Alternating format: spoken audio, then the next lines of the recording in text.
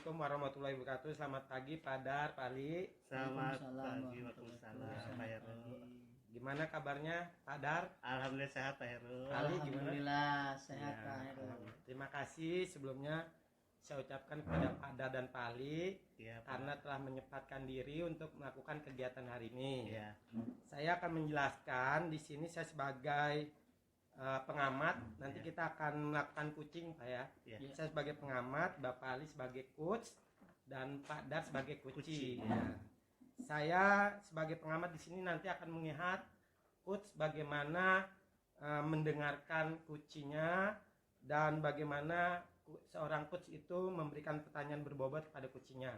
ya, Dan saya juga akan mengamati bagaimana respon coach kepada apa yang ditanyakan oleh coach. ya, Dan di sini saya juga akan lebih memperhatikan coach, apa coach sudah mengikuti alur tirta yang sudah dianjurkan dan apakah juga coach sudah melaksanakan prinsip coaching yaitu kemitraan, proses kreatif dan memaksimalkan potensi.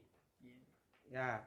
Terus di sini saya juga akan menanyakan kompetensi coaching apa yang akan Bapak kembangkan gitu Pak. Ya intinya yang nanti akan kita sampaikan kepada coach yaitu permasalahan yang ada di sekolahnya Pak. Nanti akan saya gali apa yang disampaikan oleh coach kepada saya. Menanyakan bagian kompetensi mana yang secara spesifik ingin diobservasi Bapak.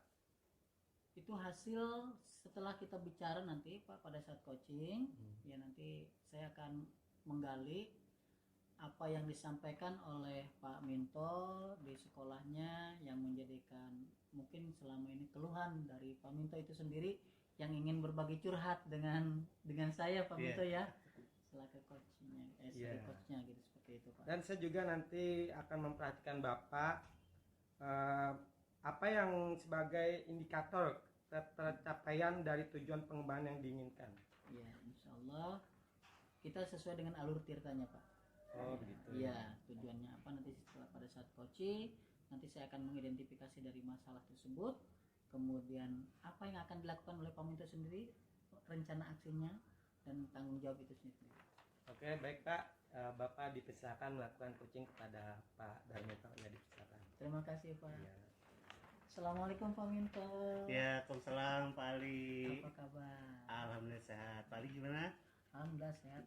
Sepertinya ada sesuatu yang mau disampaikan nih Pak Minto. Iya betul Pak Ali. Gini Pak, saya kebetulan ada masalah di kelas saya, terutama anak-anak didik saya tentang kedisiplinan waktu Pak Ali. Oh, gitu. kedisiplinan waktu Pak ya. Betul ya, anak-anak saya itu sering datang terlambat pada saat masuk ke pagi gitu.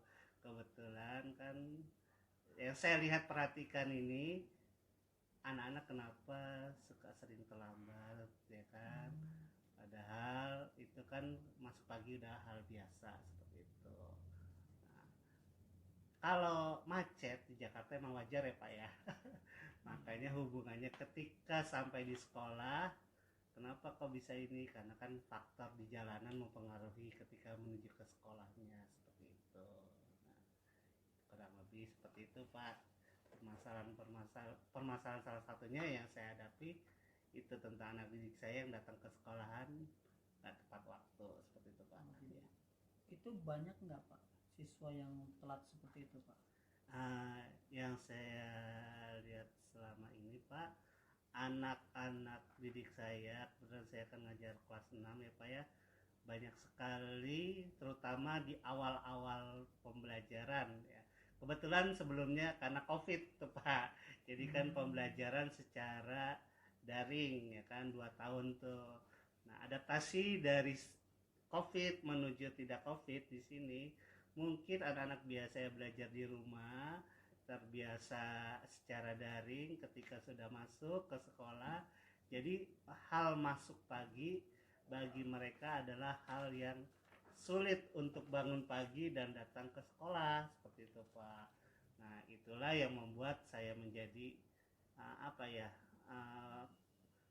permasalahan yang pelik bagi saya agar anak-anak bisa menyesuaikan dari yang tadinya sekolah secara daring sekarang luring itu mesti saya siasati agar anak selalu tepat waktu masuk pagi setengah 7 gitu Pak. Tujuan coaching kita ini Ya, pertama bagaimana kedisiplinan anak itu bisa dengan baik ya Pak ya, betul tidak Bapak. melanggar tata tertib itu Pak ya. Iya, apa yang sudah disepakati sekolah, betul Pak. Iya, betul.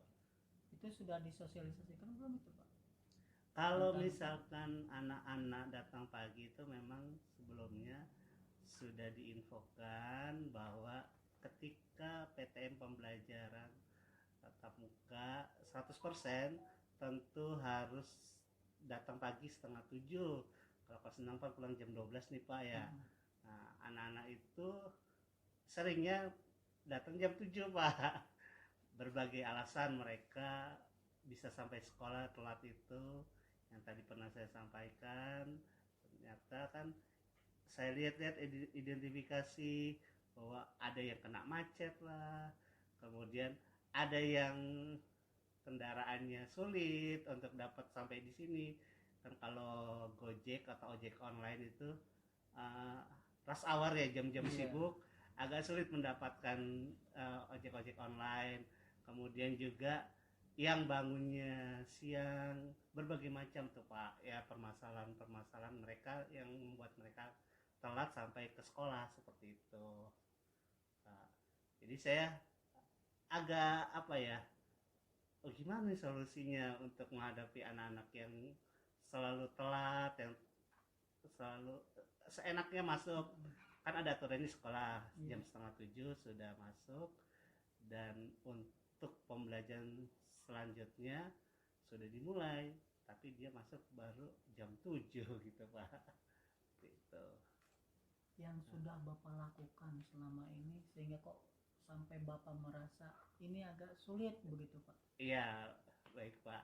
Emang beban ya menurut saya kalau anak-anak ketika sudah disampaikan masuk on time tepat waktu, maka saya memberikan suatu treatment atau cara ketika anak-anak biar tidak terjadi telat. Misalkan kalau yang telat-telat saya pisahkan tuh, jadi mereka nggak langsung duduk Pak, saya suruh lesehan dekat pintu masuk Pak. Nah 1 jam ke depan lesehan, baru setelah sejam berlangsung selama pembelajaran dipersilakan duduk di tempat duduknya.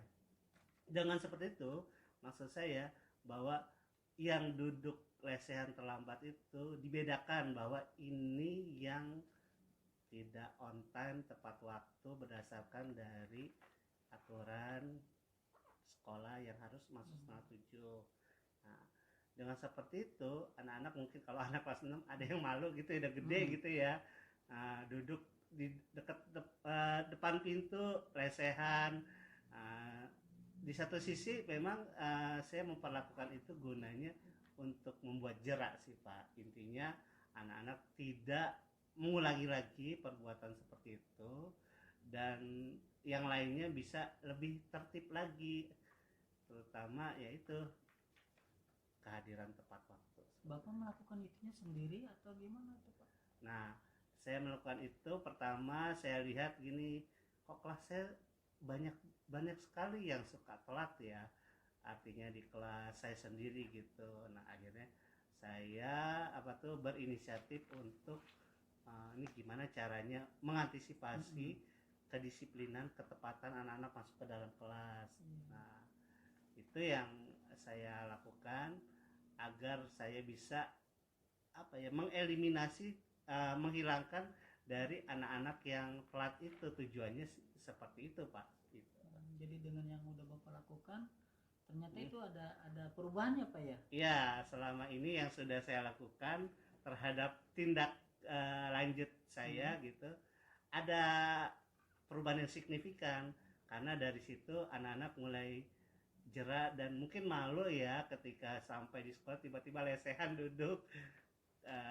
Kenapa dia duduk seperti itu? Karena perbuatan dia sendiri tidak tepat waktu apa yang sudah disepakati sekolah, aturan-aturan mainnya tentang di awal masuk seperti itu. Karena dengan itu anak dibiasakan dengan aturan kedisiplinan biar tertib teratur seperti itu, Pak. Bapak melakukan itu sendirian atau kerjasama dengan guru lain tuh, Pak? Nah, sebelumnya saya juga bertanya dengan sesama kelas paralel sama guru-guru kelas 6 lainnya. Ternyata di kelas mereka ada juga banyak yang suka telat gitu, ya kan. Nah, dari situ kita berdiskusi gimana ya agar anak-anak itu jera dan tidak telat dalam di awal pembelajaran, terutama di pagi. Nah, di situ kita sepakati ya bagaimana kalau misalkan kita buat jera mereka datang untuk duduk lesehan 1 jam ke depan agar tidak terjadi melakukan terulang kembali seperti itu, Pak. Sudah berkolaborasi juga sama teman sejawat gitu, Pak. Itu kalau dilihat dari skala Pak ya, Ya. 1 sampai 10, tingkat keberhasilan yang Bapak lakukan itu Ya. berapa kira-kira? Ya, saya lihat misalkan di awal-awal tuh pertama ada yang telat kurang lebih 5-7 orang. Nah, dari perlakuan saya seperti itu berkurang dah menjadi yang telat itu 2, paling banyak 3, Pak. Nah, itu selama seminggu pertama ya. Terus seminggu selanjutnya 1, terus sampai sebulan ke depan sudah tidak ada lagi, Pak. Berarti kalau dinilai dari 1 sampai 10 itu tingkat keberhasilan yang Bapak lakukan. Ya, kurang lebih 88 dah. Nah, dari targetnya berapa nih Pak nih? Saya targetnya sih kalau Bisa dikatakan maksimal gitu. 100 itu harapan saya ya. Ya 99 nih, Pak. Itu skalanya. Dan Bapak sudah melakukan tadi kolaborasi? Iya, berkolaborasi dengan teman sejawat yang separalel kelasnya agar mendisiplinkan, karena kan kalau kelas 6 itu tujuannya mau ujian ya, Pak ya. Dan dia harus mendisiplinkan dulu tentang kehadiran datang ke sekolah. Kalau sudah tertib teratur, belajar juga enak, nyaman. Seperti itu, Pak. Iya.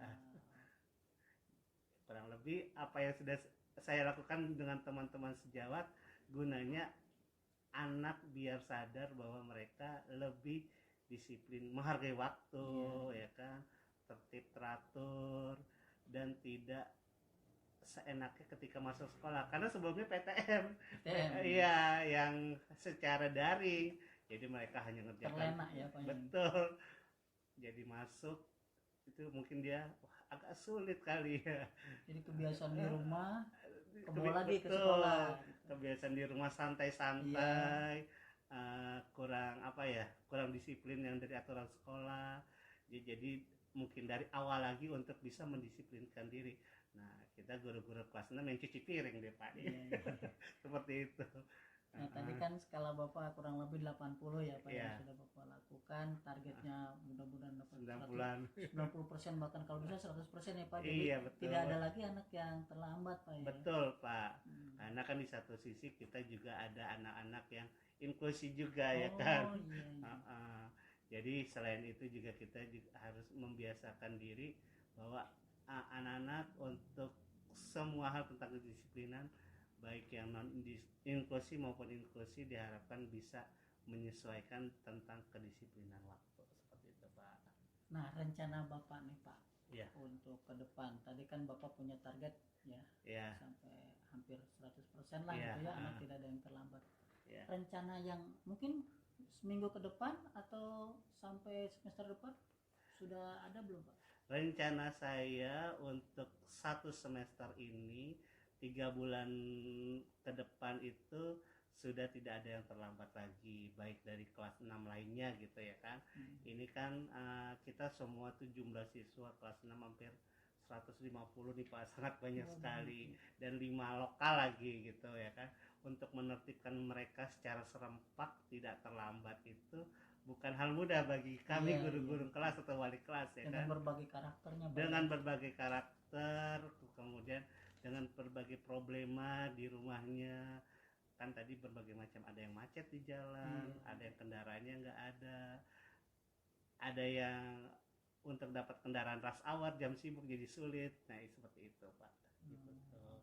Jadi ya kedepannya sih ya saya selalu berusaha untuk maksimal mengingatkan kembali anak-anak untuk bangun pagi, terutama berkolaborasi dengan orang tua ya kan, karena orang tua itu yang di rumahnya itu biasanya yang berhadapan langsung dengan anak-anak ketika bangun pagi. Nah, kita wali kelas tentunya selain dengan teman sejawat, orang tua juga kita komunikasikan intensif antara wali kelas, guru kelas dengan orang tua di rumahnya.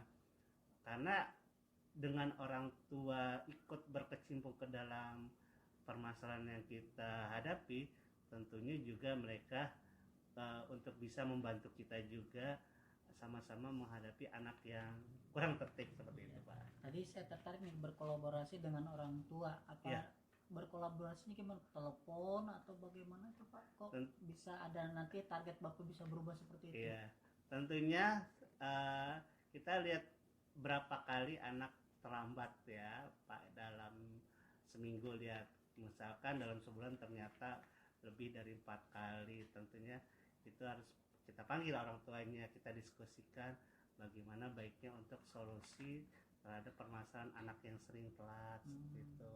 Karena kan kalau untuk sekali 2 kali kita masih bisa WA lah terhadap orang tua, tapi kalau sudah di atas 4 kali, 5, 6 kali dalam ya sebulan itu berarti kan mesti perhatian khusus, Pak. Dan perhatian khusus itu kita panggil orang tua untuk mendiskusikan pemecahan masalah terhadap anak yang sering telat ini. Nah, itu berarti termasuk itu komitmen Bapak ya, Pak ya? Betul, bagaimana Bapak. supaya siswa yang tadinya tidak disiplin menjadi disiplin. Iya, betul. Bisa tepat waktu, Pak ya? Iya. Selain dengan orang tua, dengan siapa lagi, Pak? Dan tentunya tadi teman sejawat sudah, orang tua sudah, dan pimpinan juga selalu mengingatkan, memberikan kepercayaan kepada para guru kelasnya, wali kelas dan semua guru untuk bisa menyikapi keadaan anak agar bisa lebih tertib, teratur. Kita diberi kepercayaan oleh kepala sekolah untuk bagaimana caranya biar maksimal terhadap peraturan-aturan yang sudah ditetapkan sekolah seperti itu. Itu saya garis bawahi termasuk tindak lanjut yang akan Bapak lakukan seperti itu, Pak ya? Betul, Bapak. Jadi kita bahu-membahu bagaimana kita menemukan solusi-solusi agar tidak terjadi lagi terhadap permasalahan baik anak maupun terhadap permasalahan-permasalahan lainnya yang dihadapinya. Ternyata Bapak udah menemukan juga ya, Pak ya, solusinya seperti itu. Iya, betul, ternyata Pak. Kendalanya dari kekurangan disiplin anak. Iya. Bapak sudah melakukan koordinasi dengan orang tua ya, Pak ya. Iya, betul, Pak. Sudah, bahkan rencana aksi ke depan pun sudah Bapak Iya, siapkan. siapkan, betul, Pak. Ya, mudah-mudahan itu bisa berhasil, Pak. Amin. Harapan saya juga bisa, Pak. Karena kan manusia hanya bisa berusaha, Pak. Iya, yang penting tetap kita jalani, Pak ya. Betul, Pak. Kuncinya ikhlas juga ya, Pak ya. Betul sekali. Saya sih berharap apa yang sudah Bapak lakukan dan sudah curhat sama saya nih di coaching ini, mudah-mudahan ada perubahan yang signifikan, Pak. Amin ya. Bapak, saya dukung yang Bapak lakukan. Semoga menjadi hal yang positif buat meminimalisir anak yang kurang disiplin. Baik, seperti itu, Bapak. Ya. Saya ini terima kasih atas arahan, masukan dan pencerahan Bapak. Sama-sama, sehingga apa yang saya keluhkan bisa menjadi suatu moga-moga tidak merepotkan Bapak ya.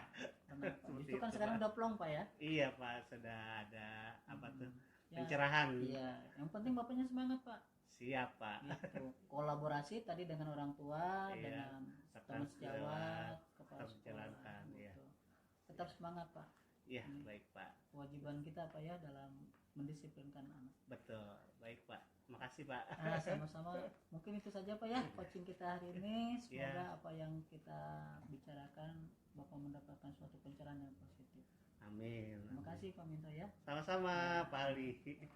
Ya, terima kasih Pak Dar sama Pak Ali. Saya perhatikan Bapak sangat interaktif sekali. Iya, Pak. Bagaimana seorang kucing mengidentifikasi masalah yang dialami kucing, terus juga berusaha agar kucingnya mencari solusi begitu, dan menceritakan apa yang diharapkan ke depannya sehingga kucing itu mempunyai solusi dan tentunya yang diharapkan itu akan terwujud.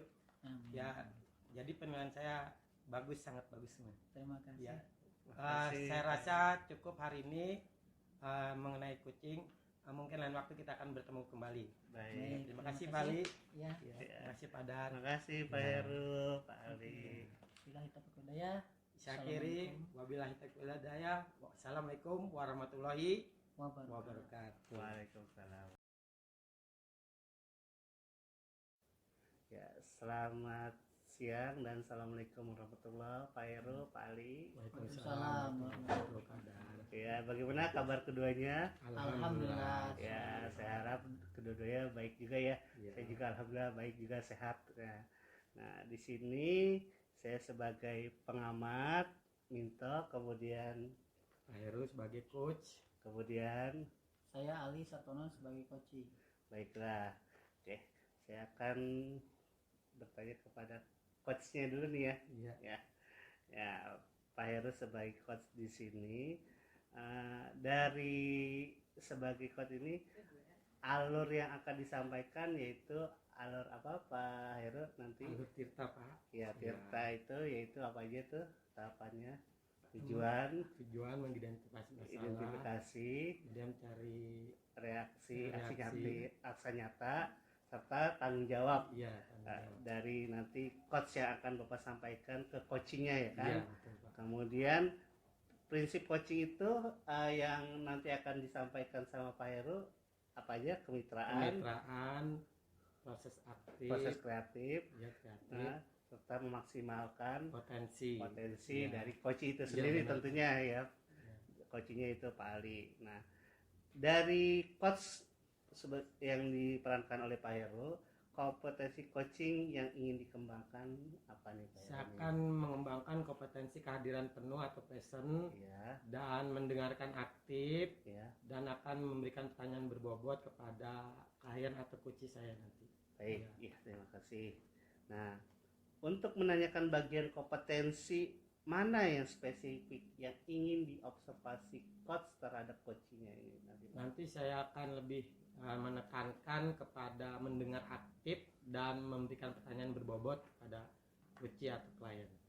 Dari masalah yang si Ya. coaching tersebut ya Pak Ya, ya? betul Pak. Oke, the lastnya menanyakan indikator ketercapaian dari tujuan yang diinginkan apa yang coach sampaikan ini terhadap coaching? Ya, jadi nanti tujuannya adalah saya bisa menemukan Ya, solusi-solusi yang tentunya akan ditemukan sendiri oleh klien saya dan tentunya itu akan dicoba dan ditreatment oleh coach itu sendiri.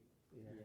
Tentunya dari permasalahan-permasalahan coaching nanti coach akan lebih apa ya melihat untuk seperti apa permasalahan-permasalahan yang bisa diselesaikan Ya, gitu betul ya. Pak. Ya. Nah, harapan saya sih nanti antara coach sama coaching terjadi interaksi Ya. yang menarik sedemikian hingga masalah coaching bisa ada solusi atas pancingan-pancingan dari coach ya. Ya, Coaching betul. bisa menemukan masalah ya. Ya, ya. Ya, untuk tahap selanjutnya saya persilakan coach Pak Heru dan coach Pak Ali. Monggo. Ya, untuk terima kasih Pak atas perbincangan, ya. kesempatannya. Baik. Ya, assalamualaikum Pak Ali. Waalaikumsalam Pak Heru. Ya, sebelumnya saya ucapkan terima kasih atas kehadiran Bapak dalam waktu ini. Apa yang Bapak akan sampaikan pada kesempatan kali ini? Ya sebenarnya sih Pak banyak, cuma yang paling mencolok ini jujur pada diri saya sendiri Pak, karena dalam proses KBM Pak. Oh, KBM. Iya. Ya, bagaimana Pak? Jadi untuk menyampaikan materi kepada anak itu saya masih kurang optimal, karena kebetulan materi ini memang sih masih dalam satu rumpun IPS, cuma yaitu sejarahnya Pak, karena di materi sejarah ini belum saya kuasai semaksimal mungkin Pak, walaupun ya saya cobalah untuk menjalankannya. Oh, jadi permasalahan yang Bapak alami adalah mengenai KBM Iya tentang Pak. materi sejarah. Iya betul. gitu. Menurut Bapak yang idealnya itu seperti apa sih Pak menurutnya? Ya mungkin kalau harapan saya yang ideal itu bagaimana materi yang kita berikan kepada peserta didik itu bisa ditangkap oleh mereka dengan baik. Sementara kan ketika saya mengajar, anak itu sepertinya kurang merespon Pak. Apakah dari cara saya ngajarnya kurang pas, medianya kurang banyak atau bagaimana? Makanya saya bingung sendiri Pak, dari mana ya kita bisa memberikan pembelajaran kepada anak itu bisa optimal. Selama ini saya masih otodidak Pak, dari materi yang saya kuasai ya gitu ya. Saya gimana lah caranya ketika KBM bisa berjalan langsung. Mulai dari saya datang ke kelas tepat waktu aja dulu lah. Mudah-mudahan ini ada nilai plus buat saya, sehingga ketika penyampaian materi bisa on time dulu. Ini sementara saya sendiri bingung gitu. Kenapa kok anak kalau pembelajaran saya kayak nggak kurang respon gitu Pak. Oh begitu. Jadi menurut Bapak dari hasil pengamatan Bapak peserta didik kurang respon ya? Iya betul. Menurut Bapak sendiri ada nggak mengapa itu ada nggak siswa bisa demikian begitu? Menurut pengamatan Bapak? Iya, kalau saya lihat sih dalam pembelajarannya ya mungkin yang pasti media ya Pak ya, media pembelajarannya mungkin yang saya berikan kurang variatif barangkali. Kemudian saya masih mencari dengan siapa saya harus bicara ini. Makanya saya kenapa coaching dengan Bapak gitu, barangkali ada hal-hal positif buat saya. Kalau udah curhat begini kayaknya plong gitu kan. Walaupun saya sudah melakukan beberapa kali Pak memberikan materi ini, saya ulang lagi supaya bisa tepat, karena saya ngajarnya kan yang khusus kelas 8 itu cuma 2 kelas Pak, jadi bisa jadikan bahan perbandingan buat saya ketika materi yang saya berikan ini bisa mengena enggak di siswa.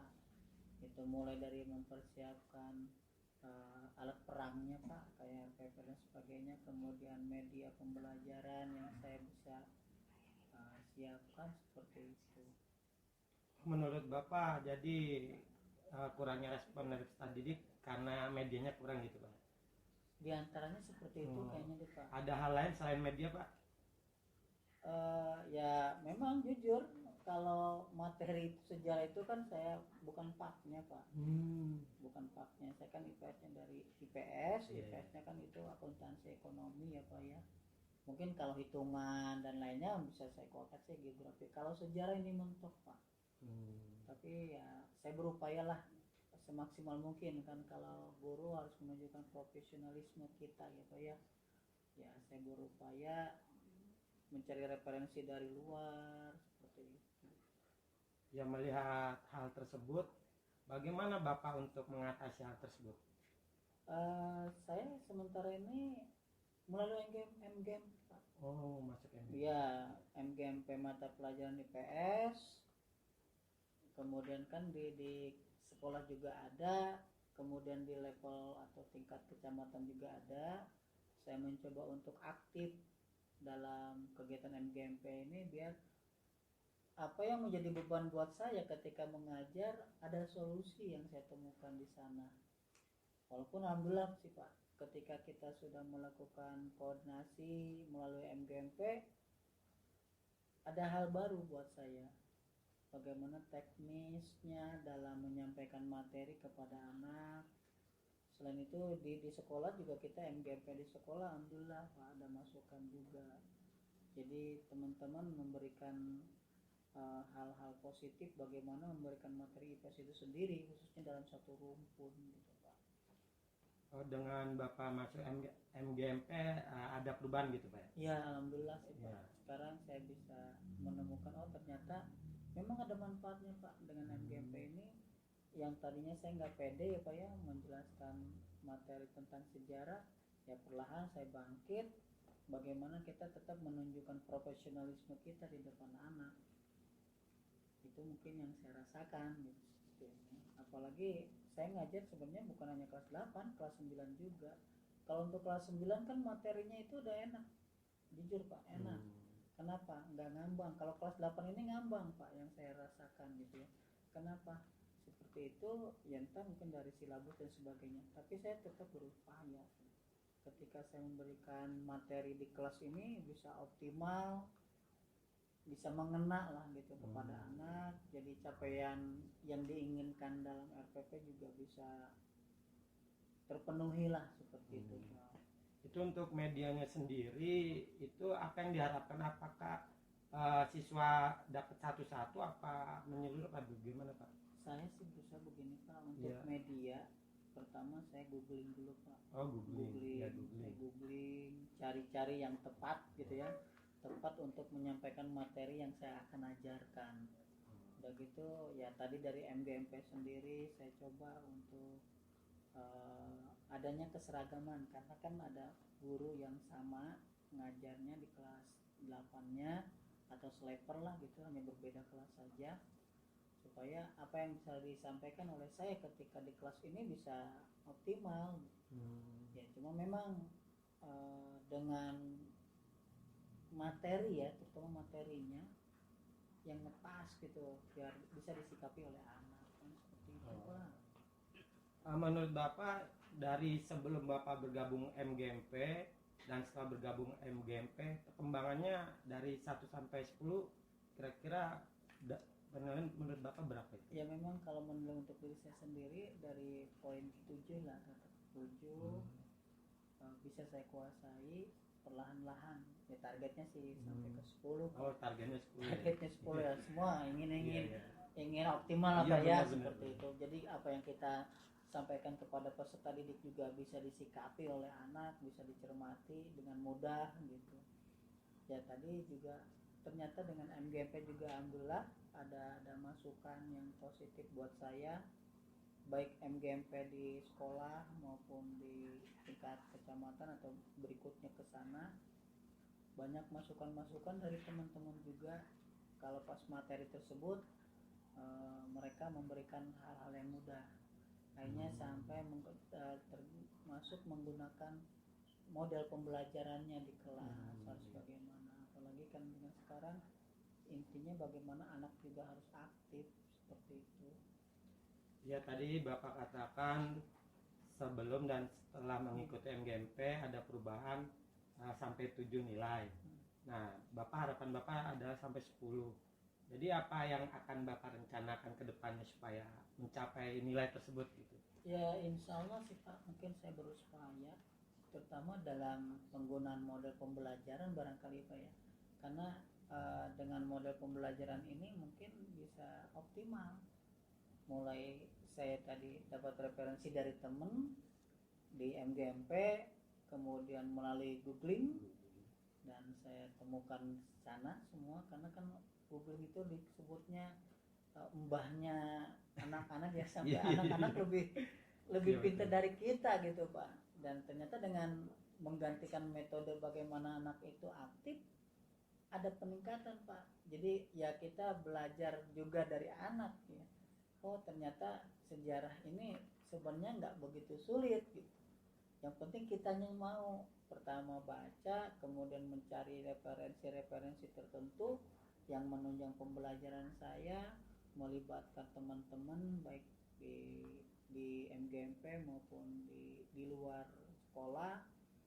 Dan yang pasti saya mencoba untuk merubah konsep pembelajaran saya mungkin Pak di sana.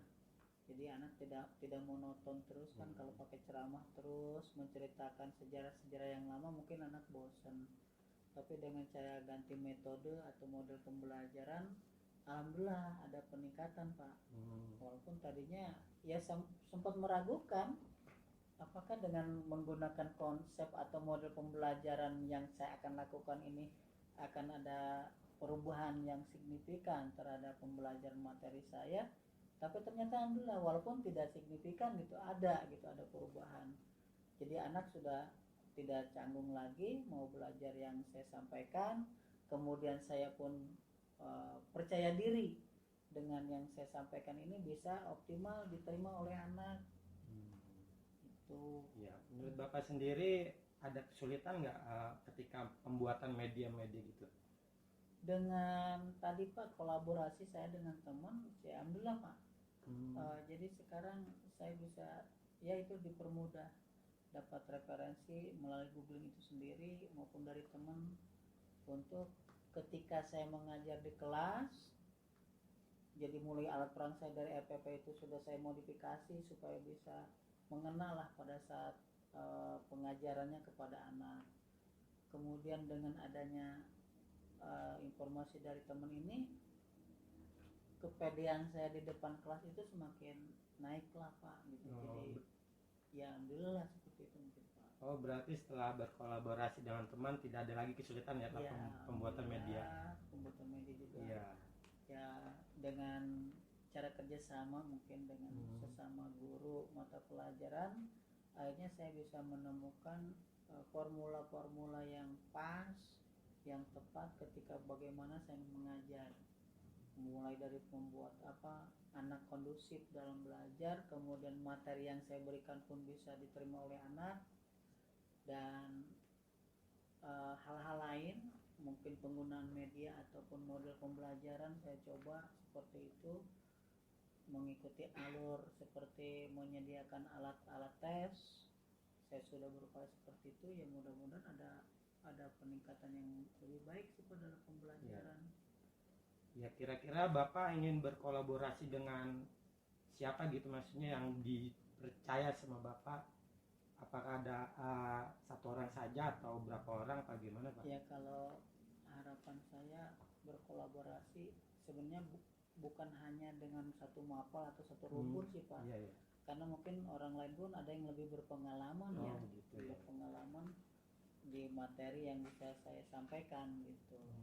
Mungkin dengan seperti itu perkembangan dari diri saya pun dalam memberikan materi pembelajaran kepada anak bisa optimal. Mungkin seperti itu kali Pak ya. Jadi mengadakan kolaborasi itu melakukan pertemuan untuk membuat media atau Ya, bagaimana Pak? itu sudah Ya. Pak saya lakukan mulai dari pertemuan itu menyeragamkan materi dalam artian dari teman-teman MGMP dikasih solusi Pak. Gitu. Solusi ini loh, mulai dari mana kita menyampaikan materinya, ini loh medianya gitu kan, nih referensi dari Google-nya seperti ini. Nah, ini banyak hal positif dari pertemuan saya dengan teman-teman. Jadi dengan pertemuan itu Bapak menambah lagi ilmu Alhamdulillah, iya. dan akan disampaikan kepada peserta didik. Iya. Menurut Bapak ada lagi nggak yang perlu dilakukan untuk meningkatkan begitu? Ya mudah-mudahan sih nanti saya akan coba lagi Pak untuk lebih intens ya. Maksud saya begini, ada hal yang lain nggak?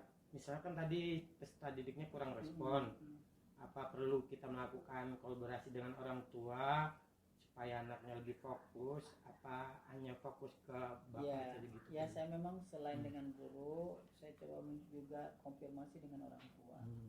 Nanya ke orang tua bagaimana ketika di kelas, apakah anak-anak, karena dalam satu kelas ada aja yang tidak respon, memang tidak semuanya Pak gitu. Mungkin mereka yang tidak paham atau tidak ingin belajar dengan sejarah itu sendiri. Tapi kalau yang lain ya sekarang udah mulai berkurang sih dengan bagaimana saya menarik, membuat anak ya mau belajar pembelajaran IPS khususnya lah seperti itu Pak. Jadi rencananya ke depan Bapak akan lebih intens lagi Ya, melakukan pertemuan apa bagaimana gitu, Pak? mulai dari memodifikasi RPP saya, kemudian model pembelajaran, berkolaborasi dengan teman sejawat, yang pasti dukungan-dukungan dari semua pihak, mungkin seperti itu. Wah, saya jadi plong nih Pak ngobrol begini.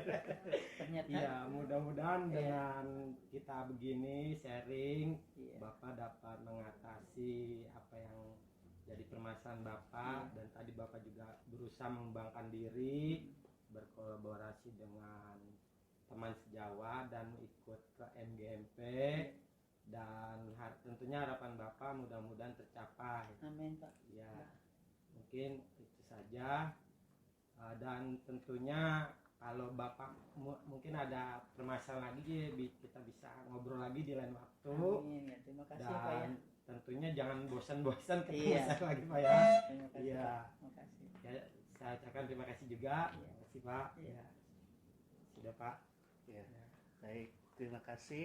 Ya, tadi yang Mbak Heru sampaikan sebagai coach dan Pak Ali sebagai coachee, yang ingin saya sampaikan setelah pasca percakapan ini adalah indikator ketercapaian apa dari percakapan yang diinginkan itu. Jadi Pak Ali ini menginginkan peserta didiknya respon apa yang disampaikan. Ya. Sebagai seorang pendidik itu mengharapkan peserta didiknya Mm, merespon mm. apa yang disampaikan pada saat pembelajaran begitu. Iya. Iya. Tadi saya lihat coachee Pak Ali itu dia berkolaborasi dengan teman sejawat ya, Ya. MGMP ya Pak Ali ya, Iya, Iya, untuk begitu. meningkatkan bagaimana siswanya tertarik terhadap pelajaran yang akan disampaikan Pak Ali ya. Betul. Nah, di sini akan saya tanyakan juga kepada coach ya, kompetensi apa lagi yang akan dikembangkan untuk dari hasil coaching Bapak tadi? Jadi yang dikembangkan adalah mencari solusi, mendengarkan, mencari solusi, dan solusinya itu tadi melakukan kerjasama dengan sejawat dan melakukan pertemuan atau pembelajaran secara bersama melalui MGMP itu tadi. Baik. Iya. Jadi dari permasalahan yang disampaikan coachee akhirnya bisa ketemukan solusi untuk pencerahan permasalahan tadi ya. Iya. Iya. Baik, terima kasih Pak Heru atas sebagai coach dan Pak Ali sebagai coachee. Semoga dengan hasil pembicaraan percakapan kita bermanfaat. Amin. Amin. Ya. Baik, terima kasih Ya, Pak terima kasih. Ali.